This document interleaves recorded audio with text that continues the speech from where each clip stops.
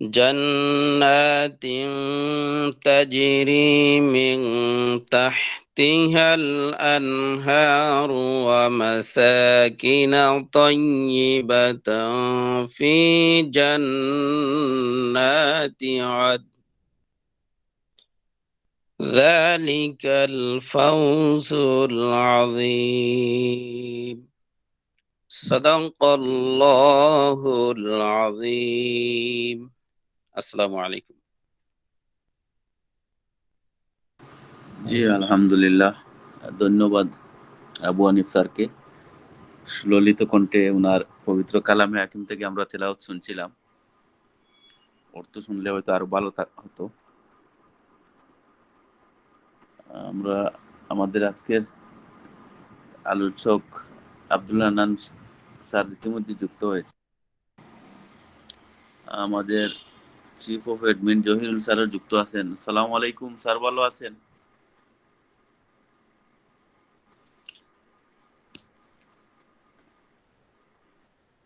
Sir বোধহয় অন্য কাজে ব্যস্ত আছেন।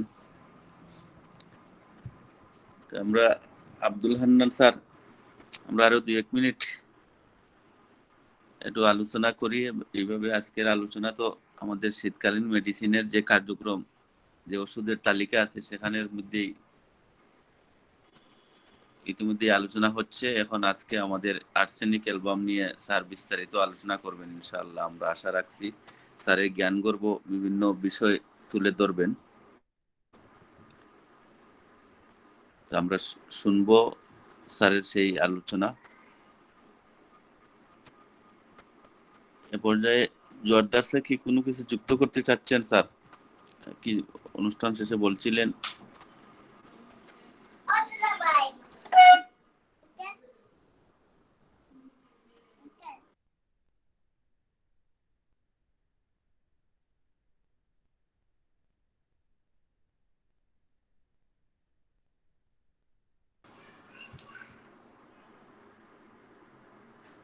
জি আলহামদুলিল্লাহ, আমরা আর কোনো কার্যক্রম আমরা কারো কিছু নাই যেহেতু বলার। জি জোয়ারদার স্যার আছেন? আচ্ছা, স্যার বোধহয় কোনো কারণে বেরিয়ে গেছেন। জি, তাহলে আমরা আমাদের আজকের মূল আলোচনায় চলে যাব ইনশাআল্লাহ। আব্দুল হান্নান স্যার, আপনি যদি প্রস্তুত থাকেন তাহলে আমরা আজকের আলোচনা আপনার শুরু করার জন্য আমি অনুরোধ করছি। আজকের এই আলোচনা আর্সেনিক অ্যালবাম নিয়ে আসছেন আমাদের অভিজ্ঞ হোমিওপ্যাথ। নিয়মিত আমাদের গুড নাইট এবং গুড মর্নিং ক্লাসে প্রাণবন্ত বিভিন্ন বিষয় নিয়ে স্যার সবসময় সরব থাকেন। সেই আমাদের আব্দুল হান্নান স্যার। আব্দুল হান্নান স্যার বিভিন্ন এলাকায়, আমার সিলেটও এসে বেরিয়ে গেছেন। খুব সদালাপি হাস্যরস। এই বয়সের বিষয় চিন্তা করলে স্যার এখনো যে আমাদের প্রাণবন্ত করে রাখেন, স্যারের সেই আলোচনা দেখলেই আমরা ইনশাল্লাহ বুঝতে পারবো। তাই এ পর্যায়ে আমি স্যারকে বিনীত অনুরোধ করছি স্যারের মূল্যবান আজকের বিষয়ের উপর আলোচনা রাখার জন্য সনির্বন্ধ অনুরোধ জানাচ্ছি। আসসালামু আলাইকুম। আসসালামু আলাইকুম ওয়া রাহমাতুল্লাহ। আলহামদুলিল্লাহ আলহামদুলিল্লাহি রাব্বিল আলামিন, আসসালাতু ওয়াসসালামু আলা সাইয়্যিদিল মুরসালিন। রব্বি ইশরাহ লি সাদরি ওয়া ইয়াসসির লি আমরি ওয়াহলুল উকদাতাম মিন লিসানি ইয়াফকাহু কওলি। রব্বি জিদনি ইলমা রব্বি জিদনি ইলমা রব্বি ইয়াসসির ওয়া লা তুআসসির ওয়া তাম্মিম আলাইনা বিল খায়র। আলহামদুলিল্লাহ, আল্লাহ রাব্বুল আলামিনের দরবারে শুকরিয়া। আজকের গুড নাইট স্টাডি গ্রুপে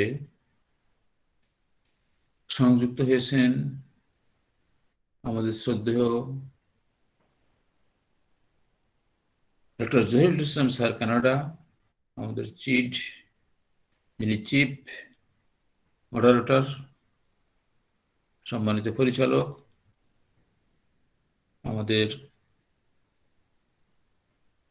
অতি নিকটের, সবসময় বিভিন্ন পর্যায়ে যিনি তার সুস্থতা অসুস্থতা ভেদে সবসময় সাহায্যের হাত বাড়িয়ে দেন।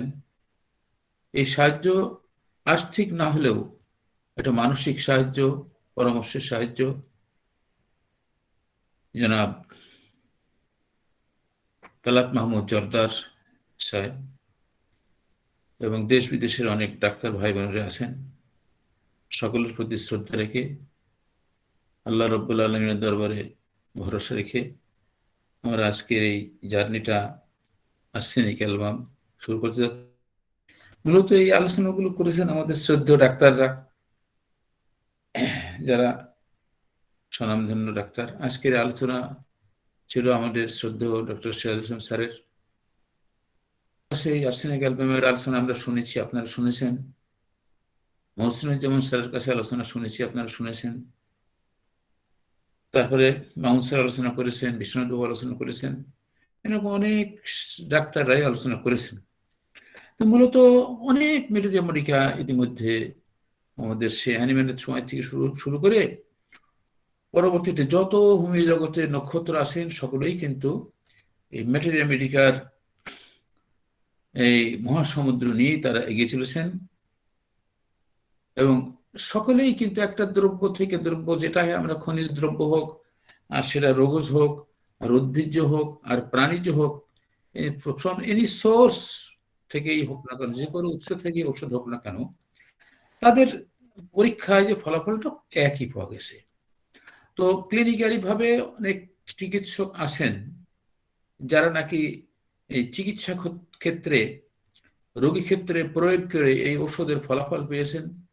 তাদের সেই অভিজ্ঞতাটা বিভিন্ন পর্যায়ে বিভিন্নভাবে ধারাবাহিকভাবে সঞ্চয় করেছেন, যা নাকি পরবর্তীতে এই হোমিও জগতের যারা বিচরণ করতেছে, একটা মহাসমুদ্র বিচরণ, এই তাদের কাছে পৌঁছে দিয়েছেন। তারই ধারাবাহিকতায় আমরা সেই মেডিকার এই ওষুধের গুণাগুণ, পরিচয়, লক্ষণ, তার জেনারেল লক্ষণ, তার শারীরিক লক্ষণ, তার মানসিক লক্ষণ, তার কার্যকারিতা সব কিন্তু একই। তো আমরা এগুলো পড়ছি কি জন্য? আমরা নিজেরা শিখছি পরস্পর, লার্নিং অন সেলফ, আমরা সকলেই আমরা শিখছি সকলের জন্যই। আলহামদুলিল্লাহ, আমরা এই আর্সেনিক ওষুধ এমন কোন শরীরে মানব দেহযন্ত্রের উপরে এমন কোন টিস্যু বা কলা বা এমন কোন অঙ্গ বা প্রত্যঙ্গ, সে দৈহিক মানসিক পর্যায়ে এমন কোন স্থান নেই যে আর্সেনিক অ্যালবামের প্রভাব রয়েছে। সব জায়গাতেই প্রভাব রয়েছে আর্সেনিকের। আর এমন কোন মেডিকাও নেই যেখানে আর্সেনিক অ্যালবামের আলোচনা হয়নি। আর এমন কোন হোমিওপ্যাথ পাওয়া যাবে না যার বারে আর্সেনিক অ্যালবাম নাই। তো সেই আর্সেনিক অ্যালবামের সোর্স হলো এটা মিনারেল কিংডম থেকে, অর্থাৎ খনিজ দ্রব্য থেকে। এর মায়াজমেটিক ব্যাকগ্রাউন্ড হলো সোরা, সিফিলিস এবং সাইকোসিস। এরা খুবই ফ্যাস্টিডিয়াস, অর্থাৎ খুঁতখুঁতে স্বভাবের থাকে। আর এদের যদি ডায়াথিসিস দেখে আমরা স্ক্রফুলাস ততগত বৈশিষ্ট্য রয়েছে। আর এরা হলো শীতকাতর, চিলি পেশেন্ট, থার্মাল যেটা এরা রিলেশনশিপটা, সেটা হলো চিলি।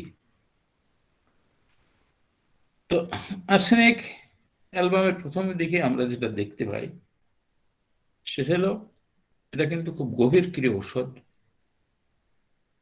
অঙ্গ প্রত্যঙ্গ, টিস্যু সব জায়গাতে প্রভাব রয়েছে। মানসিকভাবে অত্যন্ত নার্ভাস, অস্থির এবং উদ্বিগ্ন।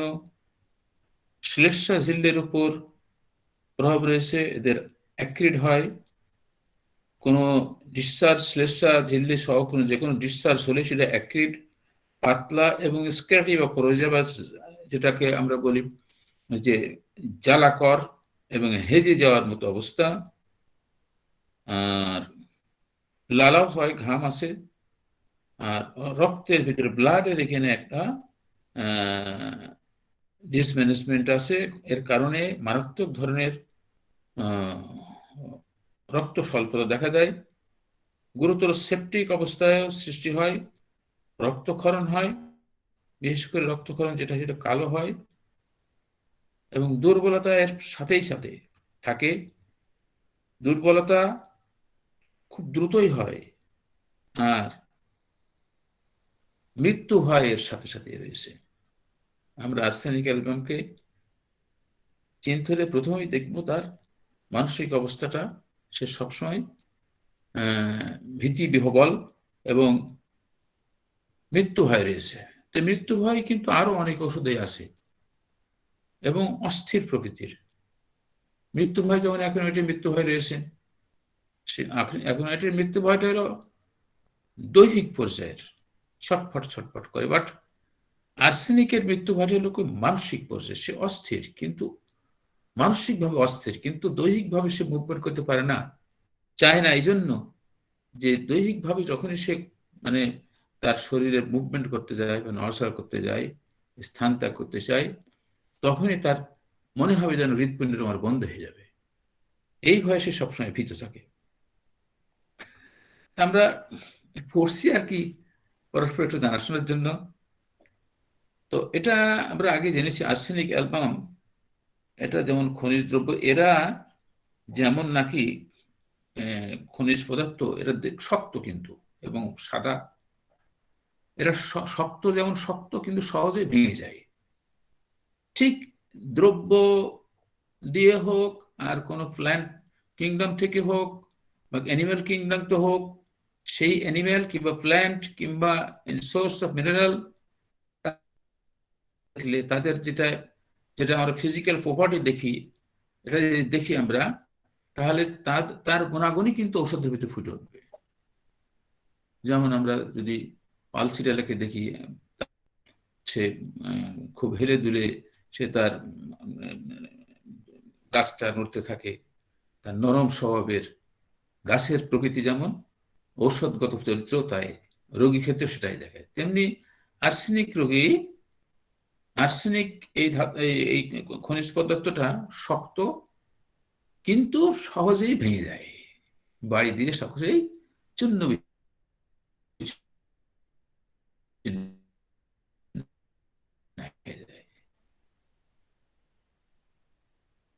আর্সেনিক অ্যালবামের রোগীরও অবস্থা হলে এরকমই।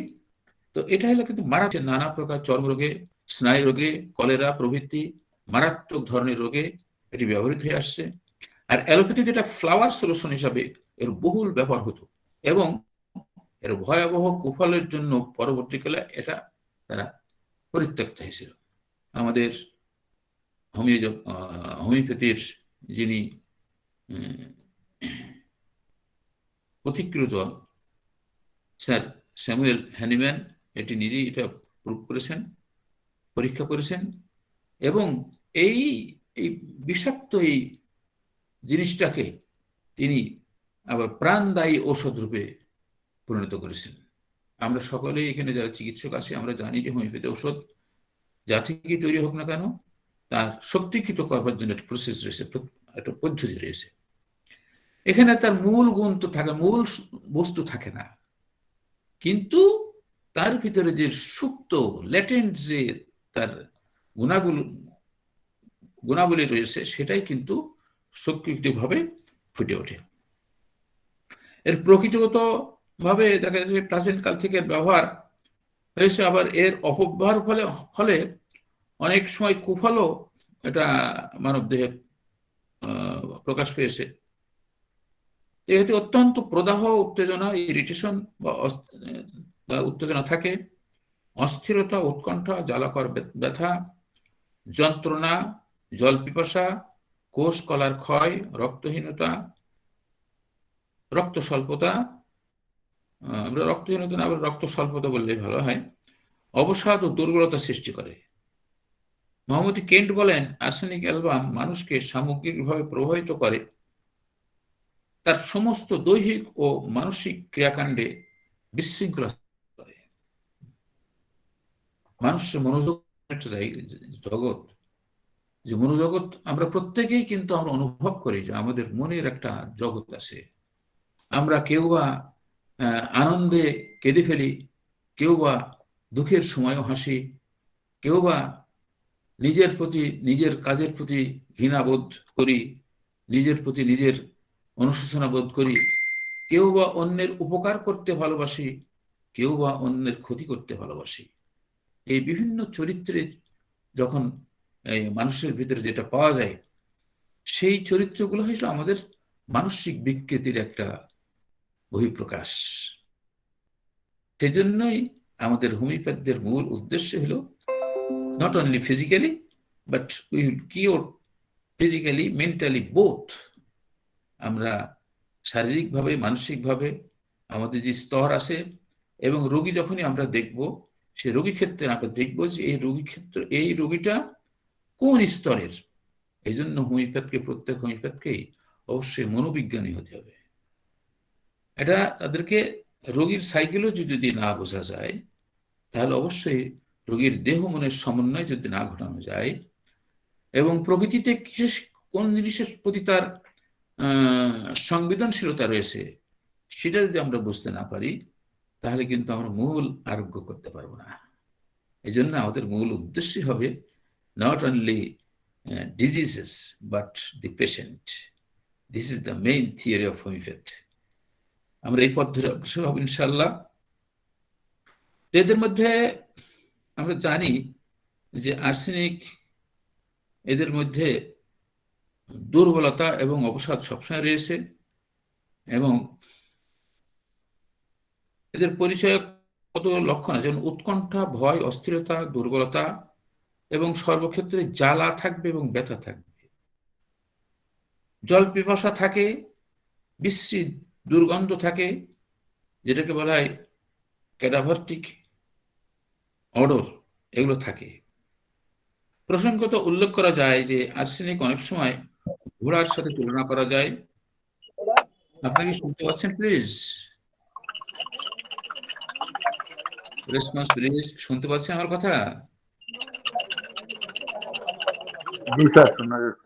যদি শব্দে কোনো সমস্যা না হয়ে থাকে, যারা আনমিউট হয়ে আছেন মেহরবানি করে আনমিউট করবেন।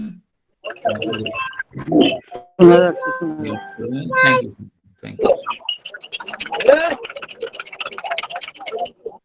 এজন্য ঘোড়া যেমন এক প্রাণী যার সহনশীলতা এবং দমের উপর মানুষ খুব বেশি নির্ভর করে। ঘোড়া তার একটানা দৌড়াতে পারে, এবং যেটা নাকি তার দমের উপর নির্ভর করে।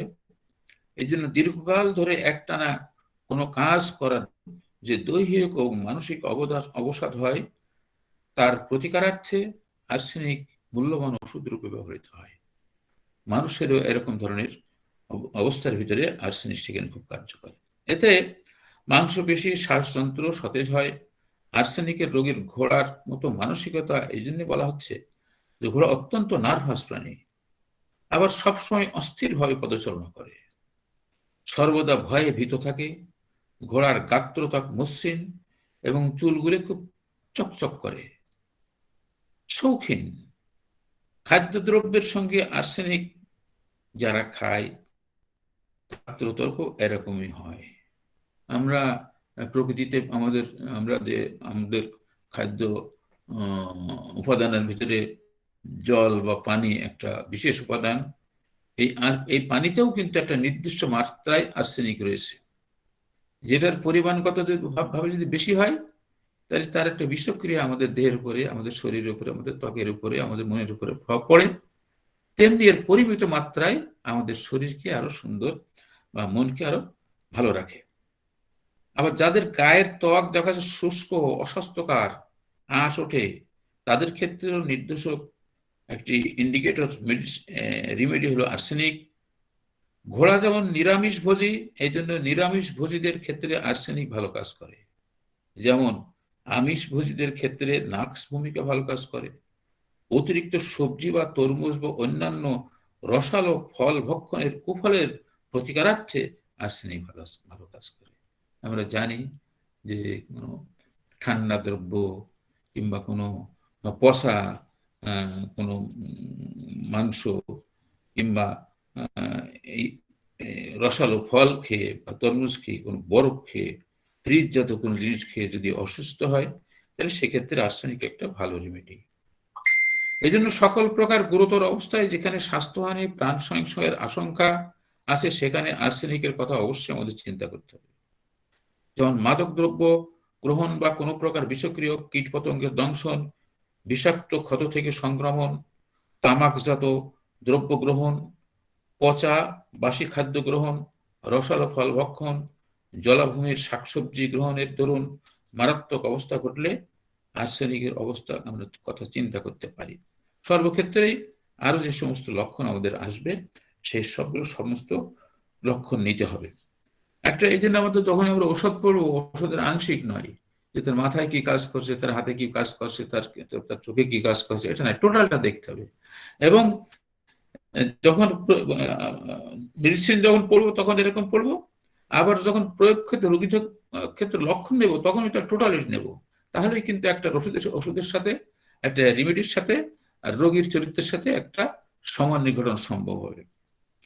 এমনকি জীবনের অন্তিম অবস্থায় আর্সেনিক উচ্চ শক্তিতে, একসময় উচ্চ শক্তি হিসেবে বিবেচিত হতো, দেখা যাচ্ছে যে 30 শক্তি, তারপরে 200 শক্তি। এখন তো এই ঔষধের প্রাণ শক্তি বাড়তে বাড়তে বাড়তে বাড়তে এমন একটা পর্যায়ে যে পৌঁছেছে যে প্রত্যেক অভিজ্ঞ বিজ্ঞ হোমিওপ্যাথের কাছেই এর ভিতরে যে শক্তি লুক্কায়িত রয়েছে। যেমন আমরা পাথরের ভিতরে আগুন দেখি না বটে, কিন্তু পাথরে যদি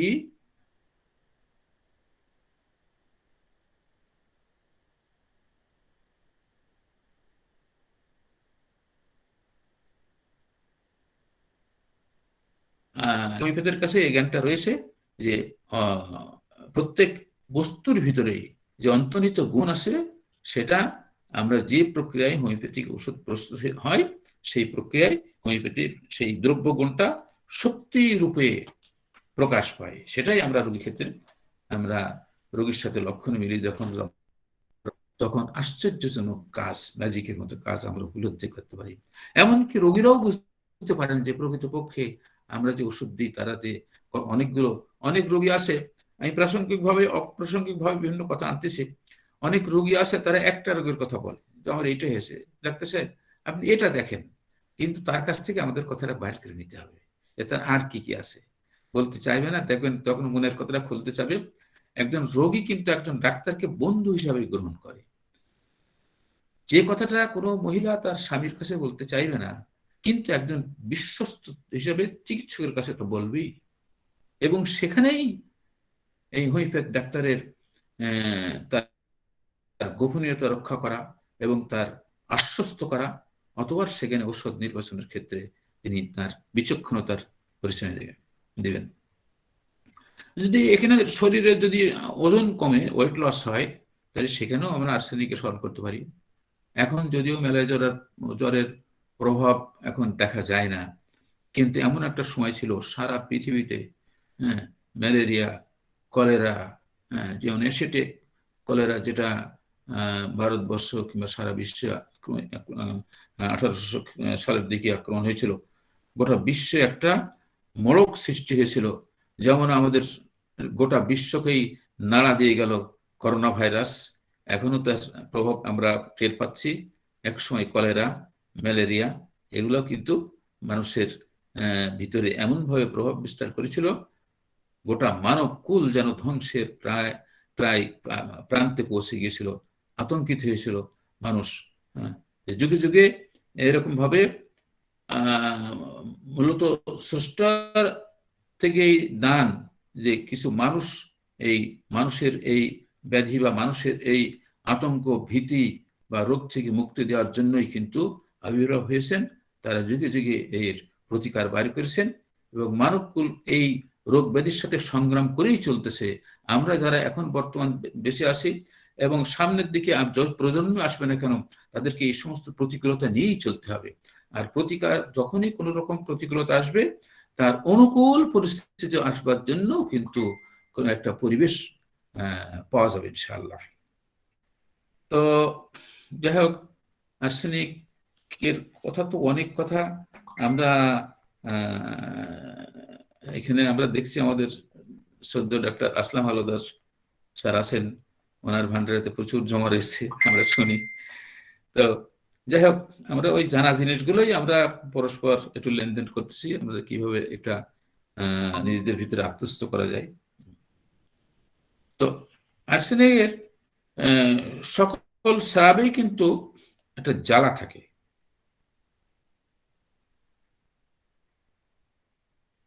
হ্যাঁ, আমাদের একটা কথা মনে রাখতে হবে যে মানসিক স্তরে এর ফলে তার সবসময় একটা ভয় এবং উৎকণ্ঠা দেখা দেয়, মারাত্মক অসুখের ভয় থাকে, না জানি কখন কিছু কোনো সংক্রমণের ভয় থাকে।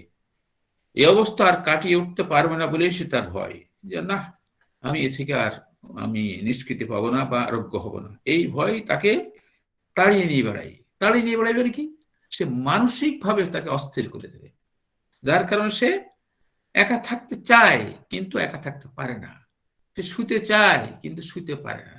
এই জন্য শুলেই যেন তার দমটা বন্ধ হয়ে যাবে, এই আশঙ্কা। এই জন্য আর্সেনিকের রোগী সবসময় মাথার বালিশটা একটু উঁচু রাখতে চায়, মাথার বালিশটা একটু উঁচু হলেই তার জন্য কিছুটা ভালো লাগে।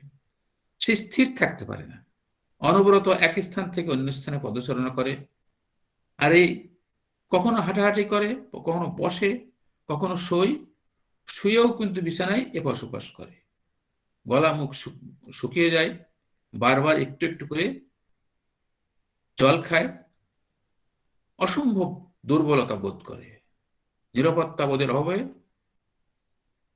সব সময় তাকে সাহায্য করার জন্য সঙ্গী চায়। ভয়ের দরুন সে অত্যন্ত খুঁতখুঁতে স্বভাবের হয়, সংক্রমণের ভয়ে সব জিনিসপত্র পরিষ্কার পরিচ্ছন্ন রাখে। ওই যে আমরা আগেই বললাম যে না জানে কি কোন রোগের মধ্যে ধরে বসে, না জানে, এই জন্য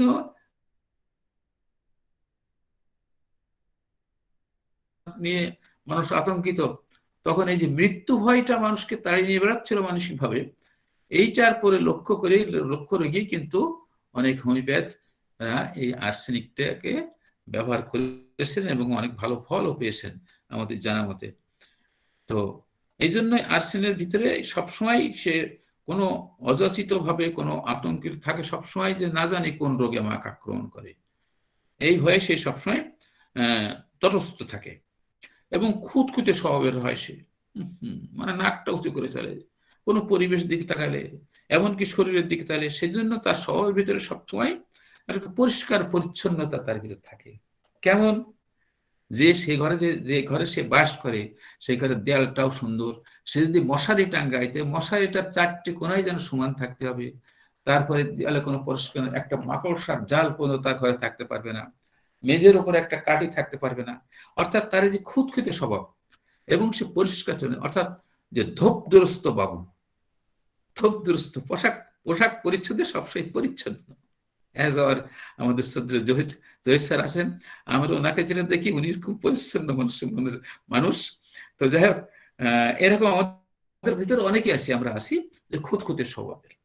হ্যাঁ, এই যে একটা যদি কোনো লোক বাইরে হয়, আমরা যদি কোনো হিন্দু ভদ্রলোককে দেখি যে সুন্দর করে ধুতিটা পরেছে, পাঞ্জাবিটা পরেছে, গলায় একটা মাফলার দিয়েছে কিংবা কাপড় রেখেছে, অথবা ধুতির কোচাটা গুছিয়ে পকেটে রেখেছেন, পকেট সুন্দর একটা কলম, হাতে একটা সুন্দর ছড়ি, হ্যাঁ, এবং রাস্তায় চলবে এবং অনেক সময় নিজের পোশাকের দিকে তাকিয়ে দেখবেন কিছু সুন্দর, অর্থাৎ নিজের রুচিটাকে সবসময় প্রাধান্য দিয়ে, রুচিটাকে সবসময় সর্বজ্ঞ রেখে সে চলাচল করে, সে জীবনযাপন করে, কিন্তু সে মানসিকভাবে সে দুর্বল।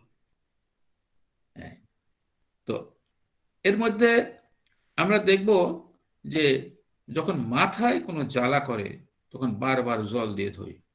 আর্সেনিকের রোগী মনে করে যে আমার মাথাটা যদি ফ্রিজে রাখতে পারতাম, তার দেহটা ঠান্ডা কিন্তু মাথাটা গরম, এই জন্য সে মাথাটাই সবসময় ঠান্ডা চাই, যে কিভাবে তার মাথাটা ঠান্ডা রাখা যায়। কিন্তু বাত বা অন্য কোনো কারণে, আপনাকে বাত বলছে এই জন্য যে ব্যথার কারণে, অন্য কোনো কারণে মাথা ব্যথা যদি হয়, যে বাতে শরীরে যদি কোনো জায়গায় কোনো ব্যথা হয়, সেখানে কিন্তু এদের তাপ দিলে উপশম, অর্থাৎ গরম তাপে কিন্তু উপশম হয় শরীরের কোনো জায়গায়, এমনকি শরীরের যদি কোনো ইরাপশন থাকে, যদি কোনো ব্যথা থাকে, সেখানে কিন্তু তাপে উপশম, কিন্তু মাথাটাই সবসময় ঠান্ডা চায়। এই জ্বালাবোধটা চোখে, নাকে, গলায়, পেটে, মূত্রথলিতে, মলদ্বারে, যোনিদ্বারে, চর্মে সব জায়গাতেই অনুভূত হয়, জ্বলন্ত কয়লার মতো, burning sensation as coil, burning coil, জ্বালা গরমে উপশম হয়। এই জ্বালাটা কিন্তু কয়েকদিন আগে আমার কাছে রোগী আসছিল, মহিলা, তাকে ওষুধ দিয়েছিলাম, কিন্তু তার শরীরে চর্মরোগ দেখা দিয়েছে তার হাতে পায়ে, এবং সে বলছে যে এটা সবচেয়ে চুলকায়, যখন এমনভাবে চুলকায় যেন মনে হয় ছিঁড়ে ফেলি একেবারে, কিন্তু পরক্ষণে চাল হয়, কিন্তু যখনই আমি আগুনের কাছে দেই তখনই যেন চটচট করে আমার সাথে সাথে যেন শরীর আরাম হয়। আমার কাছে আর্সেনিকটাকে তখন বন্ধু হিসাবে আমি গ্রহণ করলাম, যে এখানে আমি, এবং খুব সুন্দর একটা শাড়ি পরে এসছে 2 গ্রামের মেয়ে, তো আমি দেখলাম তার বাহ্যিকভাবে। এখন আমরা তো আর এই কথা জিজ্ঞেস করবো না যে আপনি এত সুন্দর শাড়ি পরেছেন কেন, আমরা সেটা অবজার্ভ করবো যে তার রুচিটা কেমন। তারপরে আমি সেখানে আর্সেনিক দিয়েছি। আমি আশাবাদী যে এই আর্সেনিক আমাকে বিমুখ করবে না এবং তাকে আশ্বস্ত করবে তার শারীরিক মানসিকভাবে। এই জন্য আর্সেনিকের সাথে জ্বালার সাথে খুবই সম্পর্ক রয়ে গেছে। এর গায়ের ত্বক কিন্তু ঠান্ডা থাকে, ভেজে ভেজে থাকে, ঘাম থাকে এবং দুর্গন্ধ আসে।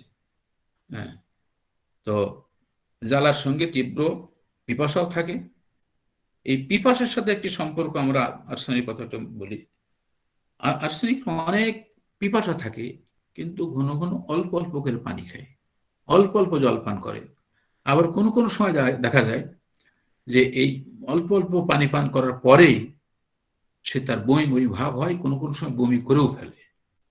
কিন্তু পুরাতন ক্ষেত্রে এই যখন আর্সেনিকের রোগী যখন পুরাতন ক্ষেত্রে যদি হয়, আর্সেনিকের এই অনেক শারীরিক সমস্যাগুলো, মানসিক সমস্যাগুলো সপ্তাহান্তর, পাক্ষিকভাবে কিংবা মাসিকভাবে, 6 মাস পরে কিংবা বছরে একটা পর্যায়ক্রমিকভাবে ঘুরে ঘুরে আসে।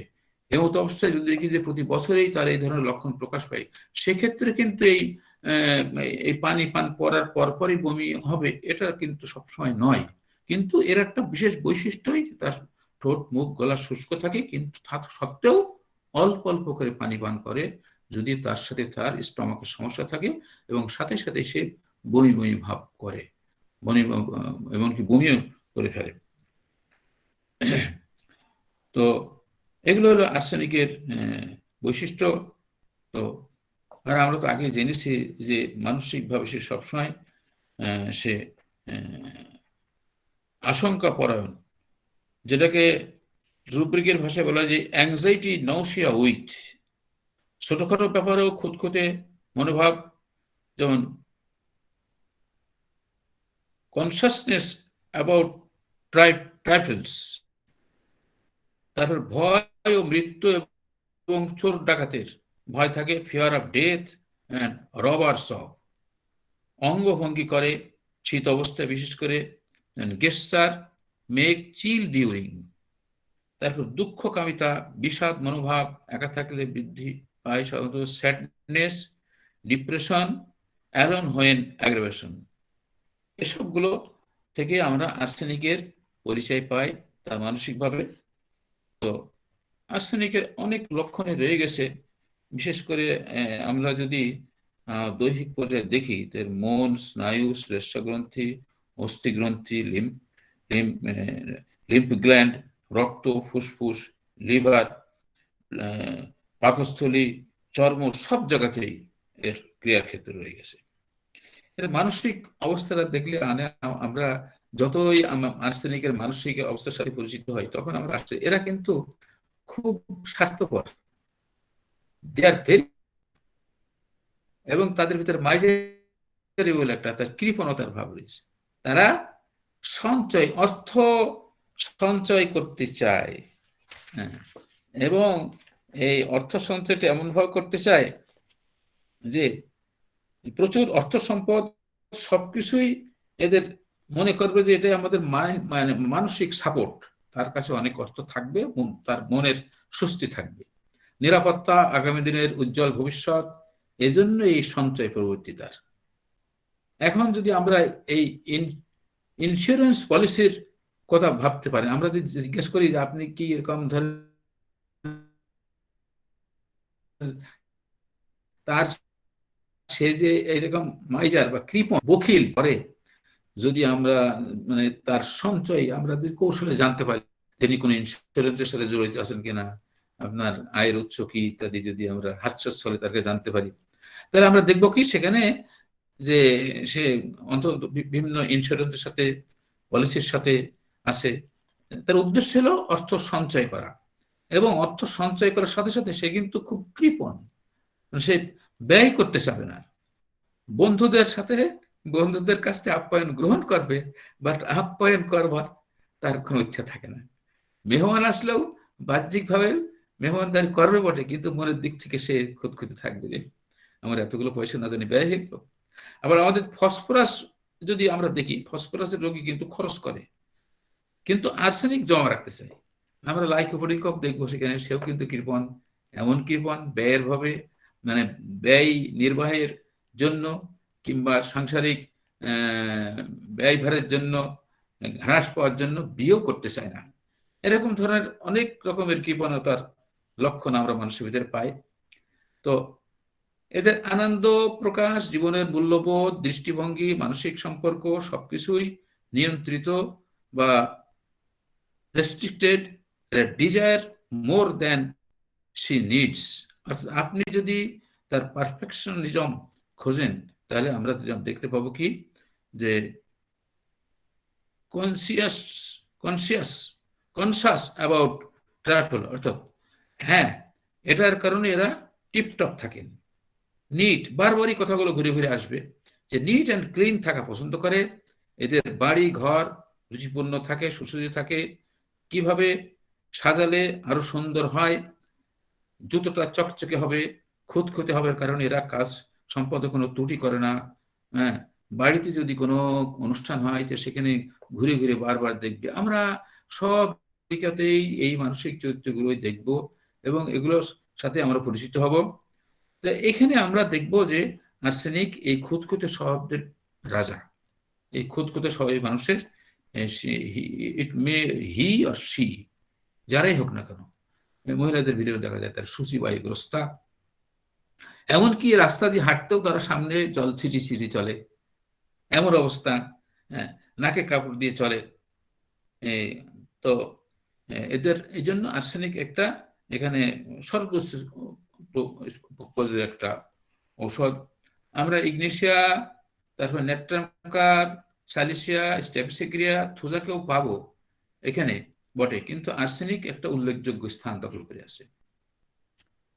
সেন্সরিয়াস লক্ষণে আর্সেনিক, সালফার এবং ভেরেট্রামকে প্রথম সারিতে আমরা পাবো। অপরের দোষ ত্রুটি ধরার প্রবণতা, এই একটা সাংঘাতিক বিষয়।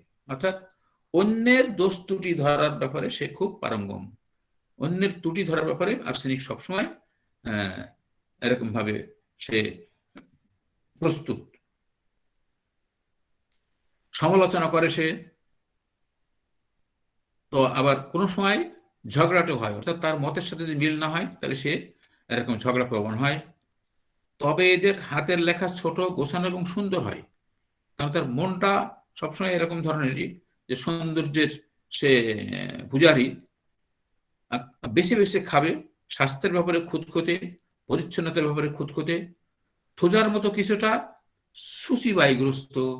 থুজার রোগীরাও এরকম সুচিবায়ুগ্রস্ত যেটাকে আমরা বলি, অর্থাৎ সব কিছুতে একটা খুঁতখুঁতে ভাব, ফ্যাস্টিডিয়াস, এরকম খুঁতখুঁতে ভাব।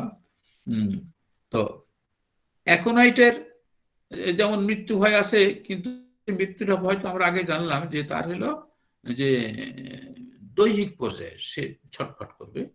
আর অ্যাকোনাইটের পানি পিপাসা হলো সে একবারে অনেক পানি পান করবে এবং বমিও করবে, কিন্তু আর্সেনিকের একবারে অনেক পানি পান করে না। অ্যাকোনাইট মৃত্যুর সময়টা বলে দেয় যে আমার অমুক দিন অমুক সময় মৃত্যু হলো, কিন্তু আর্সেনিক মৃত্যু ভয় সবসময় মানসিকভাবে অস্থির থাকে। তো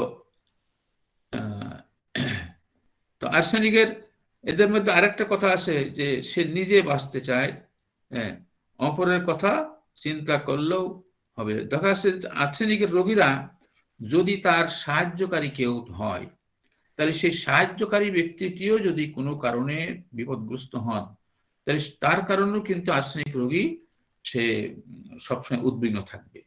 নিজের ব্যাপারে যেমন থাকবে, তেমনি তার জন্য যে সাহায্যকারী হিসাবে কোনো যদি কেউ থাকে, তার হিতাকাঙ্ক্ষী যদি কেউ থাকে, এবং হিতাকাঙ্ক্ষী যদি কোনো ব্যাপারে কোনো অসুস্থ হয় কিংবা কোনো বিপদগ্রস্ত হয়, সে ব্যাপারেও আর্সেনিকের মধ্যে আমরা উদ্বিগ্নতা লক্ষ্য করি। তারপর আরেকটা আমরা দেখছি যে fear of death alone when, যখন সে একা থাকে তখন সে মৃত্যু ভয় সবসময় তার ভিতরে মৃত্যু ভয় থাকে। আর অন্যান্য সুযোগ থাকলেও কিন্তু আর্সেনিক এটা খুব গুরুত্বপূর্ণ। তো এই জন্য সে সঙ্গী চায়, company desire for alone while অ্যাগ্রেভেশন। এই মৃত্যু ভয় থেকেই জন্ম নেয় আরোগ্য বিষয়ে সন্দিহান মনোভাব, যে সে যে সমস্যায় পড়েছে তার দৈহিকভাবে কিংবা মানসিকভাবে এর থেকে যেন সে রেহাই পাবে না, বা এটাই যেন তার শেষ অবস্থা, এই জন্যই সে মৃত্যু ভয়ে সবসময় কাতর থাকে। আত্মা এবং পরকালের মুক্তির বিষয়ে সে আশঙ্কায় জন্ম নেয়।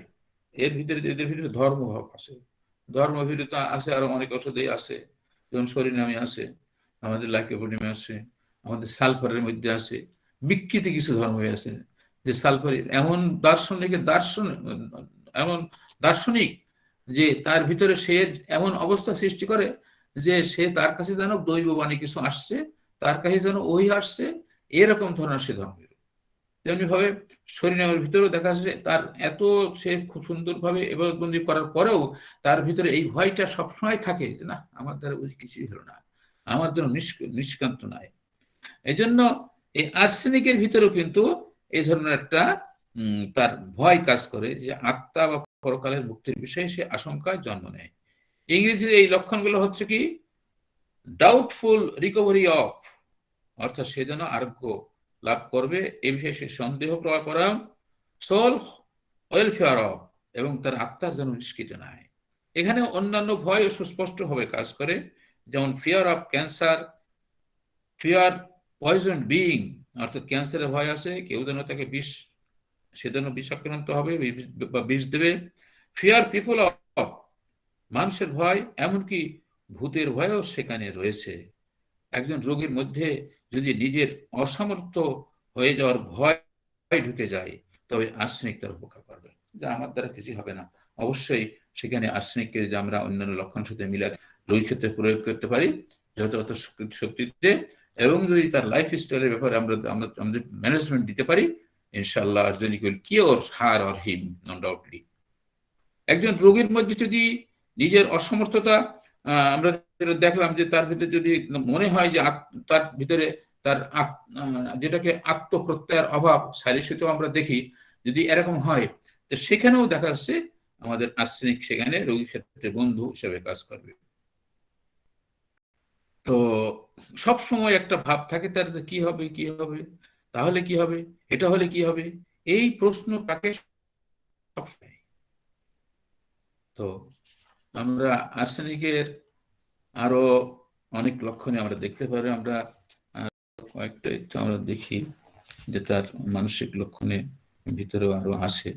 আমরা যদি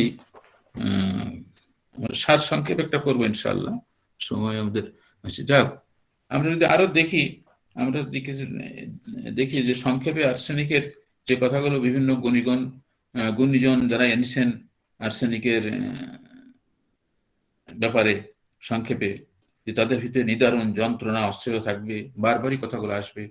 যেহেতু আর্সেনিকের, আমি যারা এখানে বিজ্ঞ চিকিৎসক আছে, যদি কোনো বিষয় সংশোধন করার প্রয়োজন হয় আপনারা শেষের দিকে করবেন, আমি সেজন্য আপনাদের কাছে স্বনির্বন্ধ অনুরোধ জানাচ্ছি, যাতে করে আমরা চিকিৎসক সকলেই যেন উপকৃত হতে পারি। তো আকস্মিক অতিশয় অবসন্নতা থাকে এবং জীবনী শক্তির বিলোপ। আমাদের যে ডিফেন্স মেকানিজম আছে, আমাদের লেভেলস অফ হেলথে আমাদের যখন আমাদের শরীরের ভিতরে একটা রোগ প্রতিরোধ ক্ষমতা রয়ে গেছে, এই আমাদের রোগ প্রতিরোধ ক্ষমতাটা যখন কোনো ভাবে আমাদের বিভিন্ন অপচিকিৎসা কুচিকিৎসা আমাদের এই রোগ প্রতিরোধ ক্ষমতা যখন আমাদের এইটা যদি কম্প্রোমাইজ হয়ে যায়, আমাদের যদি এই জীবনী শক্তি কম্প্রোমাইজ হয়ে যায়, অর্থাৎ রোগ শক্তির সাথে যখন সে আপোষ করে ফেলবে, তার কোনো নিষ্কান্ত নাই, তখন সেটা গভীর করে চলে যায়। এখানেই লেভেলস অফ হেলথের জ্ঞান প্রয়োজন আছে প্রত্যেক হোমিওপ্যাথের, যে সে কোন পর্যায়ে আছে। সেখান থেকে we have to know what will be cure her or him, আমাদের জানতে হবে রোগীর কি আরোগ্য করতে হবে। সুতরাং এই জায়গাতেই আমাদের বিচক্ষণতা, এই জায়গাতেই আমাদের অনেক বিজ্ঞ হোমিওপ্যাথি দিকপাল আছেন, তারা আমরা তো হাসান মির্জার কথা প্রায় শুনি, উনি চোখ রোগী দেখলেই, তার নখের দিকে তাকালেই, তার চলন বলনে দেখলেই উনি বলে দিতেন ঔষধ। তো এ ধরনের কথা যদিও আমরা আমাদের মতো সম্ভব নয় বটে, কিন্তু তাদের তীক্ষ্ণ দৃষ্টি বা অন্তর্দৃষ্টির ফলেই তারা এটা অনুভব করতে পেরেছেন। কিন্তু আমরা সেদিকে না যে আমরা পুরাপুরি রোগীর টোটালিটি নেব, সে কিসে স্বাচ্ছন্দ্য বোধ করে, কিসে সে কষ্ট তার বেশি হয়, তার প্রত্যেকটা ঋতুর পরিবর্তনের সাথে সাথে তার মন মেজাজ, তার সমস্ত ক্ষেত্রটাকে আমরা যখন গ্রহণ করে নেব, তখন একটা ঔষধের চরিত্রের সাথে আমরা মিলায়ে তখন আমরা তার, এই জন্য সাইকোসোমেটিক ট্রিটমেন্ট মেডিসিন, হোমিওপ্যাথিক হলো সাইকোসোমেটিক, অর্থাৎ অর্থাৎ এটাকে আত্মিক চিকিৎসা আমরা বলবো। ডক্টর আসলাম হাওলাদার স্যার প্রথম যেদিন আমাদের ওই শিশু রোগীর ক্ষেত্রে উনি কথা নিয়ে আসছিলেন, সেখানে কত সুন্দর উনি যে মানুষের যে আদিম প্রবণতা নিয়ে আসছিলেন কথাগুলো, সেদিন খুবই মনে রাখার কথাগুলো ছিল প্রথম দিনেই। তো সেদিন আমি অনুভব করেছিলাম যে প্রকৃতপক্ষে যে অনেক কথাই আমাদের অজানা, যে কথাগুলো আমাদের জানার জন্য একান্তই সাহচর্য প্রয়োজন। কাদের? বিজ্ঞ। ওনার কাছ থেকে, ওনার বয়স যাই হোক না কেন, ওনার জ্ঞানের পরিধি এবং ওনার কালেকশন, যে মানে যেটা উনি যেটা সংগ্রহ করেছেন সরবরাহ করার জন্য, সেই সংগ্রহটা ছিল প্রকৃতপক্ষে আত্মিক, এবং আমাদের সাথে যেটা স্রষ্টার গোপন সম্পর্ক রয়েছে সার্বক্ষণিক, এটা ওনার কথা থেকে অনুভব করেছিলাম। এই জন্য আমাদের জীবনী শক্তি যদি কোনো কারণে যদি কোনো একটা অবস্থা থেকে আরেকটা পরিবর্তিত হয়, এই জীবনী শক্তির বিলোপ অবস্থাতেও কিন্তু কাজ করতে পারে। বিশেষ করে রাত 2টায়, মধ্যরাত্রে, বিশেষ করে রাত 2টা থেকে 3টা, 12টা থেকে 3টা, কেউ মধ্য দুপুরে যদি আর্সেনিক যদি বুক ধড়ফড় করে, তার যেন মৃত্যু হতে কাতর হয়, না জানি কি হয়, না জানি কি হয়। আজকে বিকেলে একটা মহিলা আসছিল আমার কাছে, যে আমার ভিতরে সবসময় এরকম ভয় করে যে না জানি কখন কি হয়, কি এরকম হবে। সে আমি বুঝতে পারলাম, খুব মানে বয়স যদিও বেশি, তার হাঁটুতেও ব্যথা আছে, এবং তার এরকম ভাবে তার এই খুঁতখুঁতে স্বভাবটা আছে, এবং মধ্যরাত্রিতে তার এই লক্ষণটা নিয়ে আরো অন্যান্য কিছু কথা শোনার পরে তার গায়ে এরকম ভাবে চর্মরোগ আছে, চিটচিটে মাঝে মধ্যে হয়, বলে আমি তখন আগুনের কাছে হাত দিলে কিংবা আগুনের সেক দিলে আরাম হয়, আমি তাকে আর্সেনিক দিয়েছি। আমি আশা করি আল্লাহ তাআলা যেন তাকে সুফলটা দেবেন ইনশাল্লাহ। এই জন্য এদের কিন্তু তীব্র জ্বালা বেদনা থাকে, দারুণ পিপাসা থাকে, বারবার জলপান করে, কিন্তু জলপান করার পর অল্প পরিমাণে, যখন জলপান করে তখন অল্প পরিমাণে করে, আবার ঠান্ডা জল তার সহ্য হয় না। শ্বাসকষ্ট, সঞ্চালনের বৃদ্ধি, আমি কি নোটসগুলো বলছি, এবং বিশেষত উপরে ওঠার সময়, যখন কোনো হাই রাইজ করতে যায়, কোনো বিল্ডিং এ কিংবা পাহাড়ে উঠতে গেলে তার শ্বাসকষ্ট বেড়ে যায়। বমি ও বাহ্যে একসঙ্গে যদি হয়, তাহলে বৃদ্ধি আহারে বা জলপান করার পরে হয়। বমিও ও বাহ্যে, অর্থাৎ যেটাকে আমরা ডায়রিয়া বলি, কলেরা বলি, এটা যখন হয় তখন এটা এই লক্ষণটা পাওয়া যায়। এটা বাড়ে সাধারণত আমরা শুনলাম বা জানলাম, আর প্রত্যেক মেডিকেলে কোথাও উল্লেখ আছে, বিশেষ করে রাত্রি 1টা থেকে 3টার মধ্যেই বাড়ে এবং সঞ্চালনে বাড়ে। গরম বাতাসে এদের উপশম হয়, গরম ঘরে উপশম হয়, গরম বাহ্যিকভাবে গরম যদি কোনো স্থানে যদি তার অ্যাপ্লিকেশন দেওয়া যায় তাহলে সেটা, এবং ঘাম হলে সে তার উপশম বোধ করে। এই অস্থিরতা আপনাকে শুনছেন? আলহামদুলিল্লাহ, আশা করি সকলে আছেন। জি স্যার, শুনছি।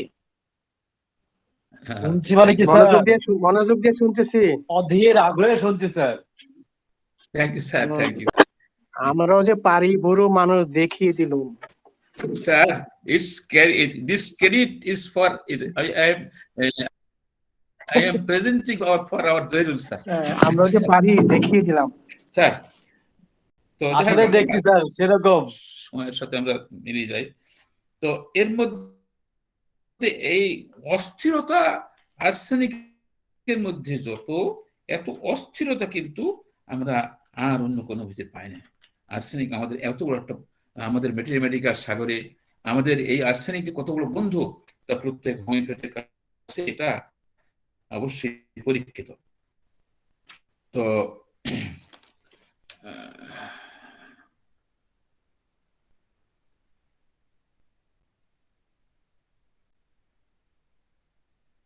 আমাদের এখানে আবার দেখা যাচ্ছে যে শীতকালে অনেক উপসর্গ আসে, বিশেষ করে ঠান্ডা লাগলে সর্দি হয়, বিশেষ করে এখন এই সকালের কুয়াশায় হাঁটতে গেলে কিংবা সকালে যদি অনেক সর্দি হয়, তরুণ সর্দিতে হাসি মানে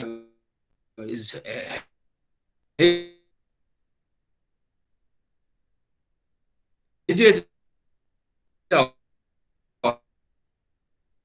বলা হয়, এবং এরকম হাসি সর্দি এরকম এলিয়াম সিপাতে আছে, মার্কেটের আছে, নেট্রোবিওর আছে, বিভিন্ন আছে। তো এখানে ডাক্তার ন্যাশ লিখেছেন তিনি একটা রোগী বিবরণীতে যে 3টি ওষুধের তরল সর্দি আছে। আমি এই একটা রোগী ক্ষেত্রে পেয়েছিলাম যার হাতের একজিমা বসে গিয়ে উগ্র পাকাশয়ে শুল বেদনা জন্মে। একজিমা বসে যাওয়ার কথা আমি কিছুতেই জানতাম না, কিন্তু আর্সেনিক ব্যবস্থা যখন আমি করি, কারণ বেদনা রাত্রির পর থেকে মধ্যরাত্রির পর থেকে 3টা পর্যন্ত থাকতো। সেই সময় রোগীকে আমি যন্ত্রণার জন্য মেঝের উপরে হেঁটে বেড়াতে হতো এবং পাকস্থলীতে অত্যন্ত জ্বালা ছিল। এটা রোগী বিবরণ দিয়েছেন ডক্টর ন্যাশ। আর্সেনিক সেবনের পর কেবলমাত্র একবার সামান্য বেদনা হয়েছিল, কিন্তু আমি যখন তাকে দেখতে চাই তখন সে বলে, এই ওষুধটা কি একজিমার জন্ম দেয়? তার জিজ্ঞাসা, অর্থাৎ চিকিৎসক জানতে পারলেন যে তার একজিমার। তখন আমি জানতে পারি যে তার মলম লাগানোর ফলে তার একজিমা বিলুপ্ত হয়েছিল। তখন আমি তাকে বলি যে যদি সে ইচ্ছা করে তাহলে আবার একজিমা বা ইরাপশন বসিয়ে দিয়ে যে কোনো সময় সে পাকস্থলীর বেদনা ফিরে পেতে পারে। আর তাকে সে চায়, কিন্তু তা সে চায়নি।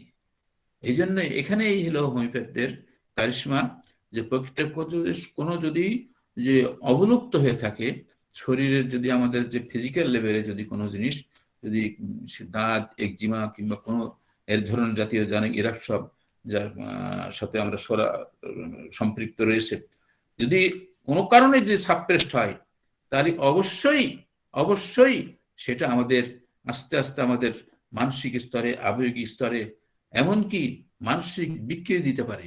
আমরা যে আমাদের এই সংসারে বা এই জগতে বিভিন্ন জায়গায় বিভিন্ন রকম পাগল দেখি, যে একদম কাপড় চুল ছিন্ন অবস্থায় নানা রকম গোপ রয়েছে, চুল রয়েছে, বিভিন্ন রকম পরিষ্কার পরিচ্ছন্ন অপরিচ্ছন্ন, এরকম রোগী দেখি। যখন দেখি তখন আমরা সালফারের কথা চিন্তা করি, কোনো কোনো সময় আমরা শরীরাঙ্কও দেখি। সুতরাং এই জগৎ সংসার বড় সাংঘাতিক।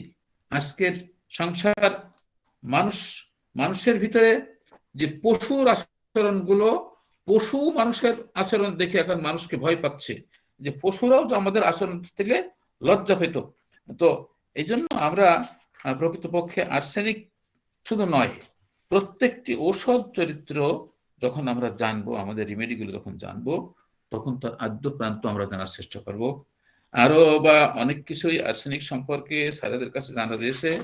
আমরা বিভিন্ন রেমেডিকা অনুসন্ধান করলে আরো পাবো, অনেক রোগীও আমরা রূপরিক পাবো। তো এদের ভিতরে অনিদ্রাও আছে, মানসিক শ্রমের পরে অনিদ্রা রয়েছে, এবং অস্থিরতা থেকে অনিদ্রা হয়, মানসিক আঘাতে, চিন্তা থেকে অনিদ্রা। এদের ঘুম খুব হালকা প্রকৃতির হয় এবং শোয়ার বাম দিকে অসম্ভব, সে বাম দিকে শুতে পারে না। এটা আমরা স্লিপ অধ্যায়ে আমরা দেখতে পারি। যাক, আমরা প্রকৃতপক্ষে আমি বলতে কি যে আজকে বিকালের দিকেই, আমি আজকে সারাদিন ব্যস্তই ছিলাম, বিকালের দিকে জর্জ স্যার বললেন, স্যার কি করা যাবে? আমি দেখেন চিন্তা ভাবনা করে, আল্লাহ ভরসা, আমি অনেক প্রস্তুতি না আনতে পারলেও আমি যে স্যারদের লেকচারগুলো শুনেছি, তো এখান থেকে আমরা যে নির্যাসটা পাচ্ছি সেটা আমরা একটু মনে রাখবার চেষ্টা করবো, বারবারই চিন্তা করবো আমরা যে আর্সেনিক রোগী সবসময় মৃত্যু ভয়ে কাতর থাকে, তার ভিতরে অস্থিরতা থাকে, তার ভিতরে পানি পান করার ইচ্ছে থাকে অল্প অল্প করে, এবং সেই সাথে তার বমি হয়, এবং তার মধ্যদিবা এবং মধ্যরাত্রিতে তার রোগগুলো বৃদ্ধিপ্রাপ্ত হয়। সে যদি খুঁতখুঁতে স্বভাবের হয়, সে যদি প্রকৃতপক্ষে যে মানসিক অস্থিরতা এবং দৈহিক দুর্বলতায় ভোগে, এবং খুব দুর্বলতা, অস্থিরতা এবং মৃত্যু ভয়ে কাতর থাকে, এবং সে একাকী থাকতে ভয় পায়, এবং অনেক সময় মুখ বিকৃতি করে বসে থাকতে যে না জানি ফিয়ার অফ ডেথ, আমি না জানি আমার এটা হয়তো আরোগ্য হবে না, এবং যে কোনো নির্গমন পথে জ্বালা এবং দুর্গন্ধ। আমরা জানি আমাদের শরীরে কতগুলো নির্গমন রয়েছে, আর প্রত্যেকটা লোমকূপিত আমাদের নির্গমনের একটি পথ, যেখান থেকে আমাদের ঘর্ম নির্গত হয়, সেগুলি ডিসচার্জগুলো সবই দুর্গন্ধ থাকে। এবং দিন ও রাতের মধ্যভাগে অর্থাৎ 12টায় কিংবা এই মাঝে মাঝে ঠোকাতে রোগের বাড়াবাড়ি হয়। প্রবল পিপাসা, কিন্তু বারে বারে অল্প পরিমাণে জল পান করে, কোন সময় পুরাতন অবস্থাটা নাও থাকতে পারে। খাদ্যের গন্ধ সহ্য করতে পারে না, এমনকি বমি আসে, খাদ্য দেখতেও পারে না। এমনকি কাঁচা ফলমূল খেলেও তাদের জন্য অনেক সময় সমস্যা হয়। এরা শীতকাতর হয়, এবং যখন শুয়ে থাকে তখন কুকুর কুণ্ডলী হয়ে শুয়ে থাকে। ল্যাকেসিসকে দেখেছি আমরা, ব্যাপটিস্টকে দেখেছি যে সাপ যেমন জড়িয়ে শুতে ভালোবাসে, ল্যাকেসিসের রোগী সেরকম ভাবে ব্যাপটিস্টের ক্ষেত্রে দেখি যারা টাইফয়েড জ্বরে তারা কুকুর কুণ্ডলী শুয়ে থাকে 2 হাত হাঁটুর ভিতরে দিয়ে। তেমনি আর্সেনের ভিতরেও আমরা এটা দেখব। আবার কোন কোন সময় আমরা মেডিটেরিয়ামও দেখবো, যদিও মেডিটেরিয়াম সম্ভবত নিচেস্ট পজিশনে শুয়ে থাকে, তো এটাও আমরা কোন সময় দেখবো। পর্যায়ক্রমে একটা জিনিস আছে যে আমরা দেখলাম এখানে যে 12 ঘন্টা কিংবা 24 ঘন্টা কিংবা 3 ঘন্টা কিংবা 6 ঘন্টা কিংবা সাপ্তাহিক কিংবা পাক্ষিক কিংবা মাসিক কিংবা 6 মাসে কিংবা বছরে কোনো রোগের বা কোনো রোগের কষ্টের এরকম পর্যায়ক্রমে আবর্তন দেখি, তাহলে আলোচনা করার চেষ্টা করবো। পর্যায়ক্রমে মাথা ব্যথা ও গেটে বাত হতে দেখা যায়। তারপরে ঋতু ক্ষতকর, আমাদের মা বোনদের যে ঋতুস্রাব হয়ে থাকে তার ক্ষতকর। প্রবল ঋতু রোগে শোথ দেখা দেয়, ঋতু রোধে শোথ দেখা দেয়। যদি সাবপ্রেসড হয় তাহলে শোথ দেখা যায়, অর্থাৎ ফুলে যায়। ঠান্ডা বরফ ফলমূল প্রভৃতি খেয়ে পেটের গোলমালে আর্সেনিক অনবদ্য ঔষধ। পচা মাংস, দূষিত বাষ্প, বিষাক্ত জীবাণু, কীট পতঙ্গের কামড়ের ফলে অসুস্থতা, এসব ক্ষেত্রে আর্সেনিক আমরা প্রয়োগ করতে পারি। উঁচু বালিশে মাথা রেখে শুতে চায়, এটা কিন্তু সালফারেও আছে। আবার সালফার কিন্তু মাথা ঢেকে শুতে চায়, যে তার মাথায় তো তার মানে শীত, সে যদিও গরম কাতর কিন্তু মাথায় সে একটা আবরণ শব্দ রাখতেই চায় সবসময়। শরীরে জ্বালাকর ব্যথা অথচ গরম উপশম, আর মাথা ব্যথা ঠান্ডা উপশম। আমরা আগেই বলেছি আমরা কোনো মেটাল পেয়েছে মাথার সে ফ্রিজের ভিতর থাকলে যেন তার জন্য আরাম হয়, আর শরীর তার এরকম অবস্থায় যে সে শরীরের উপরে কোনো উদ্বেগ থাকলে সে গরম উপশম সেই। আর বিড়ি সিগারেট খেয়ে তরুণদের সমস্যা, আমাদের এখন এগুলো তো আমি মনে করি যে প্রায় 36 বছর 5 মাস 3 দিন শিক্ষকতা করেছি, এখন তো আমি কোনো চায়ের দোকানে বসতেই চাই না, বসেই না। ইট ইজ রেয়ার, যদি দেখি কেউ নাই আমার কাপটা নিয়ে যায়। কিন্তু এখন পোলাপান বিড়ি এমনকি গাঁজা খাইতে আছে। এই সমস্ত জিনিসগুলো এই কিন্তু আর্সেনিকের কুফলে অনেকে দেখাচ্ছে যে সাদা পাতা তামাক ইত্যাদি খায়, এর কুফল দূর করতে কিন্তু আর্সেনিক খুব ভালো একটা ঔষধ। পাহাড়ের চূড়া বা দীর্ঘ পথযাত্রার সময় সমস্যা, অসুস্থতা, আরো বহুবিধ সমস্যা যা নাকি আমি বলতে পারলাম না। আমার জন্য সমস্যা, আমার চিকিৎসক বন্ধু ভাইয়েরা গুরুজনেরা যারা আছে সকলেই সেটা জেনে শুনে নেবেন। এবং arsenic, not only the remedy of arsenic, all the medicine will be used as this totality of symptom, physically, mentally and emotionally. এর সুর নির্যাস হচ্ছে অস্থিরতাপূর্ণ, উদ্বিগ্নতায় ভরপুর, শৌখিন চেহারার মানুষ এবং ভীরু, স্বার্থপর, খুঁতখুঁতে, পরিচ্ছন্ন, সূচিবায়ুগ্রস্ত। ধন্যবাদ সবাইকে। 1 ঘন্টা পার হয়েছে, দীর্ঘ লোক এটা একটা রেমেডি আলোচনা করার জন্য আমি যথেষ্ট যোগ্য যদিও নই, তবু আপনাদের সহযোগিতায় এবং আপনাদের ধৈর্যের সাথে আমার এই আলোচনা, শুধু আমার এই আলোচনা আমার নয়, বিভিন্ন ডাক্তাররা যা করে গেছেন তার আমরা শুধুমাত্র রিভাইজ করলাম। আমরা কেউ শিক্ষক নই, আবার কেউ আমরা সকলেই ছাত্র। আমরা যেমন students to students, not teachers to student, but we are learning students to students. আমরা শিখছি পরস্পরের লেনদেন মাধ্যমে আমরা। তো আমি সকলকে আন্তরিকভাবে ধন্যবাদ জানাচ্ছি। এর মধ্যে যা কিছু ত্রুটি বিচ্যুতি হয়েছে সব আমার, আর যদি কোনো সফলতা হয়ে থাকে তাহলে আমার সব সফলতা আমাদের হোমিওপ্যাথ বন্ধুদের। আর আজকে জর্দার স্যার আমাকে এই রেমিডিটা আলোচনা করতে দিয়েছিলেন, যে আলোচনাগুলো আজকে নির্ধারিত আলোচক ছিলেন ডক্টর সিরাজুল ইসলাম স্যার, তার স্থলে এসে আমার মতো মানুষ আলোচনায় আরো যোগ্য নয়। তো আলহামদুলিল্লাহ, আল্লাহ পাকের শুকরিয়া। আপনারা বিভিন্ন সময় আর্সেনিককে আরো আমরা জানবো, শুনবো। এবং আমাদের তরুণ ডাক্তার আসলাম হালদার স্যারও আছেন এখানে, তার মুখ থেকে আমরা কিছু শুনবো এই প্রত্যাশায় আজকে এখানে শেষ করছি। আসসালামু আলাইকুম ওয়া রাহমাতুল্লাহ ওয়া বারাকাতুহু। ওয়ালাইকুম আসসালাম। জাযাকাল্লাহ স্যার, মাশাআল্লাহ, কি অমৃত স্যার, অমৃত। আহা, মাশাআল্লাহ, হলো মাশাআল্লাহ। সে 1900 আমার কাছে মনে হচ্ছে 1980 সালে সে তরুণ যুবক আজকাল লেকচার দিলেন। আহ, আলহামদুলিল্লাহ। ধন্যবাদ স্যার, আল্লাহ ফাট- আল্লাহ ফাটিয়ে দিলেন স্যার। জি, স্যার। স্যারকে অসংখ্য ধন্যবাদ। জি। বাকি কার্যক্রম আমি জর্দার স্যারকে পরিচালনার জন্য বিনীত অনুরোধ আসলাম করছি। আসলাম আপনার কি বলতে চাচ্ছিলেন প্লিজ? না স্যার, খুব সুন্দর আলোচনা হয়েছে। পুরান আমি চাল তো ভাতে বাড়ে। আলসিয়া মানুষ, কিন্তু পুরো সময়টা একদম মনোযোগ সহকারে শুনলাম, আলহামদুলিল্লাহ। আলহামদুলিল্লাহ স্যার, আপনার আলোচনা মনোযোগ সহকারে শুনি। আপনি সেদিন যে আলোচনা দিয়েছিলেন স্যার, আসলে মানুষ সৃষ্টির উষালগ্ন থেকেই আপনি যে কথাটা বলছিলেন আমার খুব ভালো লেগেছিল, সবার কিছু ভালো লেগেছে, হৃদয় স্পর্শ করে গেছে। হ্যাঁ, আমি একটু 2-3 মিনিট সময় একটু বলি একটা বিষয়। জি স্যার। আর্সেনিক একটা বিষয় একটু মনে হয় আপনি বলছেন, হয়তো আমি খেয়াল করি না বা একটু বাদ পড়ছে মনে হতে পারে, যে ওই যে আমরা anxiety of health, fear of death, তারপরে সে একা থাকতে ভয় পায়, এই যে এই বিষয়গুলো এখানে এরকমের মানে এই দ্বারা আর্সেনিককে চেনা গেলেও স্পষ্ট হওয়া যায়। সেটা হলো এর পিছনে তার ইনসিকিউরিটি কাজ করে, মানে নিরাপত্তাহীনতা কাজ করে। নিরাপত্তা বোধের, জি জি জি স্যার, জি জি এটা আপনি বলছেন, মানে তার মানে বিষয়টা এরকমের, ভিথির কাছে উদাহরণ দিছে। জি যেমন ধরেন সে রাতে একা থাকতে ভয় পায়, সে মৃত্যু ভয় পায়, জি এবং যে সে সাথী সঙ্গ পছন্দ করে, তার পাশে মানুষ থাকুক। মূল কারণটা হলো সে যদি অসুস্থ হয়ে পড়ে তাহলে তার পাশে কেউ থাকলে তাকে হসপিটালে নিতে পারবে, মানে সে একটা ক্রাইসিস স্টেজে গেলে ওই সময় তাকে কেউ হেল্প করবে, জি এরকমের পাশে সে থাকবে, এরকম একটা চাই, এই একটা বিষয়। জি এই জি জন্যই আরেকটা বিষয় হলো, যখন সে এরকম কোনো আরেকটা উদাহরণ দিচ্ছিল, এরকম যদি কোনো দুর্ঘটনা ঘটে, যেমন কোনো একটা দুর্ঘটনা করছে, সে তো ভয় পায়, বিভিন্ন প্রকার ভয় থাকে মানুষের। ফসফরাস তো খুব সিম্প্যাথেটিক, দেখা গেল সে খুব মায়া করবে একটা মানুষ কষ্ট পেলো বা দুর্ঘটনার শিকার হলো। কিন্তু আর্সেনিকের কষ্টটা হলো সে নিজেকে ওই স্থানে নিবে, যে আমি যদি এই অ্যাক্সিডেন্টের শিকার যদি আমি নিজে হতাম তখন কি হতো, মানে আমি যদি নিজে অ্যাক্সিডেন্টটা করতাম তাহলে আমার কি অবস্থাটা হতো, এরকম একটা তার ভিতরে ভয় বা ই থাকে।